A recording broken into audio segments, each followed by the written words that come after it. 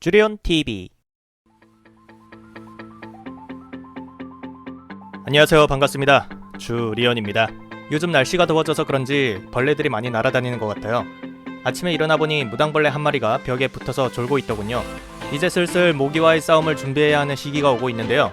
오늘 유카스토리 시간에 소개할 카드는 모기처럼 작지만 짜증나는, 동시에 유이왕 역사상 최악의 사기 카드라고 평가받고 있는 몬스터, 야타까마귀입니다.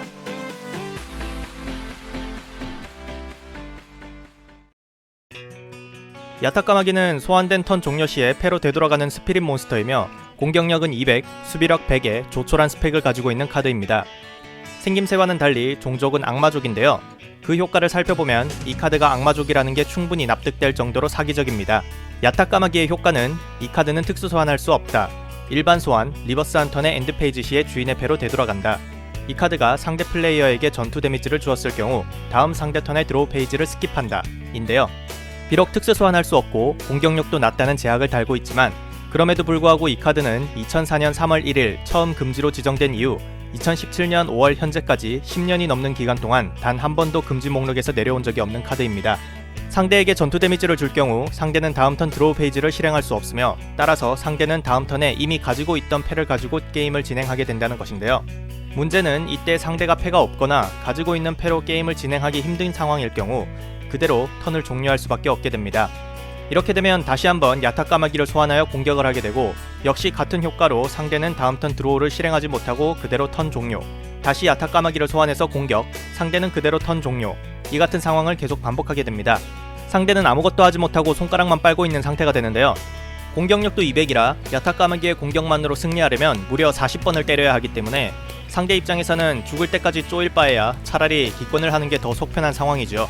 보통 스피릿 몬스터는 소환된 이후 패로 되돌아가는 것이 필드 전개 속도를 늦추기 때문에 단점으로 여기기 쉬운데 야타까마귀는 오히려 패로 되돌아가기 때문에 필드에서 제거당할 위험이 적어서 다음 턴에 안정적으로 다시 때릴 수 있다는 장점이 되기도 합니다.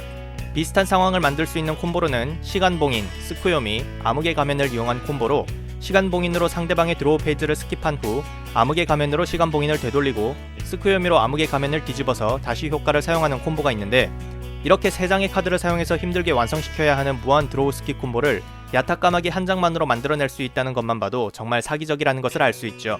이렇게 야타까마귀는 필드나 패의 상황만 갖춰진다면 게임 진행에 락을 걸게 되는 카드인데요.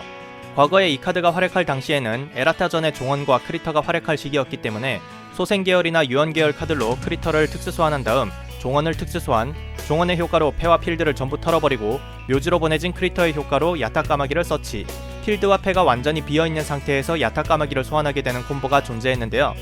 상대 입장에서는 가만히 앉아서 죽을 때까지 맞아야 하는 정말 악랄한 콤보인 셈이지요.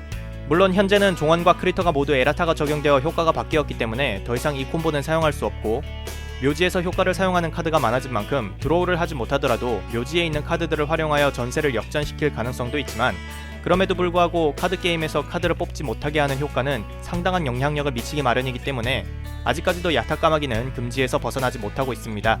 물론 역대급 사기적인 효과를 자랑하던 카드들이 에라타가 적용되어 금지 목록에서 내려온 사례가 많이 있기 때문에 이 카드도 차후에 에라타를 받고 풀려날 가능성이 있습니다만 개인적으로는 어설픈 에라타로 쓸모 없어질 바에야 전설처럼 금지 카드로서의 위험을 자랑하는 악마 같은 카드로 남아있었으면 좋겠다는 생각이 드네요.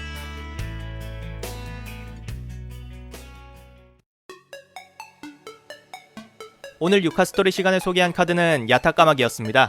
재밌게 보셨나요? 야타까마귀는 별 볼 일 없는 공격력으로 죽을 때까지 때린다는 특징 때문에 숟가락 살인마라는 별명도 가지고 있는 카드인데요. 한글판으로는 시크릿 레어로 등장했었는데 카드 자체가 반짝이는 게 예뻐서 쓰지도 못하면서 애지중지 소장했던 기억이 있습니다. 저는 그럼 다음번 유카스토리 시간에 돌아오도록 하겠습니다. 그럼 안녕!